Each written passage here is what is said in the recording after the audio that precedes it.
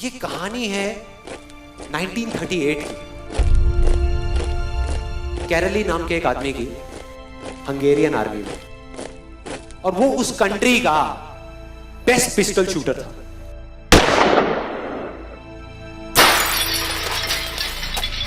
जितनी भी national championships हुई थी उस कंट्री में, उसको वो जीत चुका था।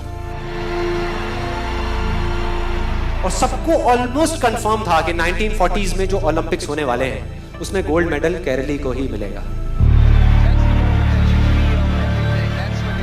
और उसने सालों से ट्रेनिंग करी थी।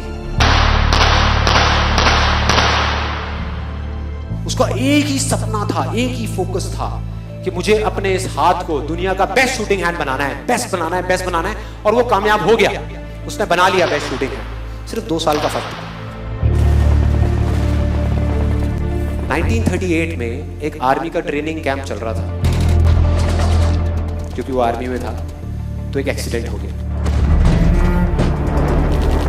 उसके उसी हाथ में जिससे उसने गोल्ड मेडल जीतना था, उसमें एक हैंड ग्रेनेड फट गया और वो हाथ चला गया। जो उसका सपना था, जो फोकस था, सब खत्म।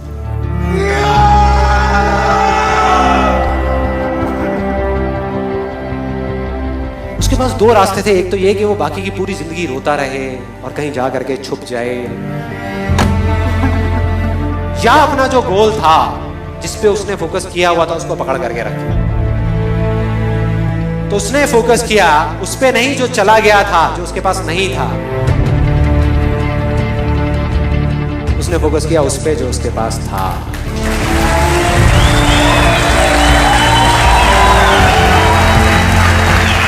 जो उसके पास था। और क्या था उसके पास में? एक लेफ्ट हैंड,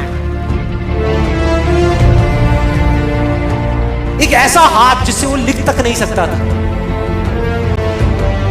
1 महीने तक उसका हॉस्पिटल में इलाज चला इस हाथ के लिए।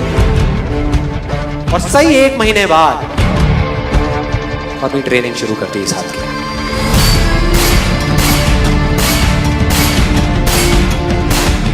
ट्रेनिंग के 1 साल बाद, मतलब कि 1939 में वो वापस आया। नेशनल चैंपियनशिप्स हो रही थी वहीं पे हंगरी में, और बाकी भी बहुत सारे पिस्टल शूटर्स थे वहां पर। उन्होंने जा करके उसको कांग्रेचुलेट किया। कहा कि यार देखो, ये होता है जज्बा, ये होती है स्पोर्ट्समैन स्पिरिट, कि इतना सब कुछ होने के बाद भी तुम यहां पर आए हो हमको देखने के लिए और हमारा हौसला बढ़ाने के लिए। किसी को नहीं पता था कि वो 1 साल से अपनी ट्रेनिंग कर रहा था लेफ्ट हैंड की। और उसने जवाब दिया, मैं यहां पर तुम्हारा हौसला बढ़ाने नहीं आया, तुम्हारे साथ कॉम्पीट करने आया हूं, तुमसे लड़ने आया हूं, तैयार हो जाओ। और कंपटीशन हुआ। बाकी सब वहां पर जितने भी लोग थे वो कॉम्पीट कर रहे थे अपने बेस्ट हैंड से। ये कॉम्पीट कर रहा था अपने ओनली हैंड से। ओनली हैंड से। कौन जीता? The man with the only hand, Kairali जीत गया। लेकिन वो यहां नहीं रुका। उसका गोल क्लियर था कि मुझे इस हाथ को इस कंट्री का नहीं, इस पूरी दुनिया का बेस्ट शूटिंग हैंड बनाना है। उसने अपना सारा फोकस उठा करके डाला 1940 पे, जब ओलंपिक्स होने वाले थे। लेकिन 1940s के ओलंपिक्स कैंसिल हो गए वर्ल्ड वॉर की वजह से।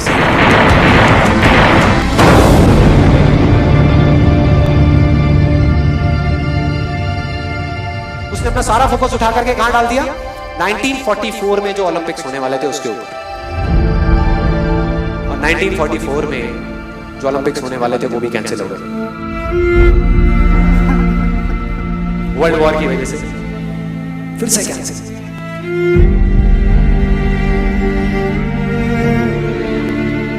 उसने अपना सारा फोकस उठा करके डाल दिया 1948 के ओलंपिक्स में। 1938 में उसकी एज थी 28 साल।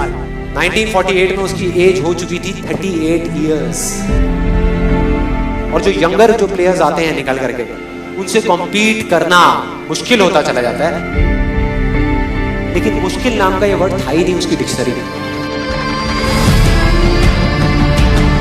वो गया, पूरे वर्ल्ड के बेस्ट शूटर्स आए हुए थे जो अपने बेस्ट हैंड से कॉम्पीट कर रहे थे, और ये अपने ओनली हैंड से कॉम्पीट कर रहा था। और कौन जीता? The man with the only hand.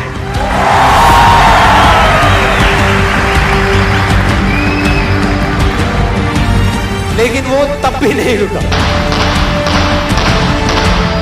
1952 Olympics, दोबारा कॉम्पीट किया उसने, और इस बार गोल्ड मेडल कौन जीता? कैरल ली। 4 साल बाद दोबारा से, और पूरी की पूरी हिस्ट्री को बदल करके रख दिया ओलंपिक्स। इस पर्टिकुलर कंपटीशन में उससे पहले किसी भी एथलीट ने लगातार 2 गोल्ड मेडल्स नहीं जीते।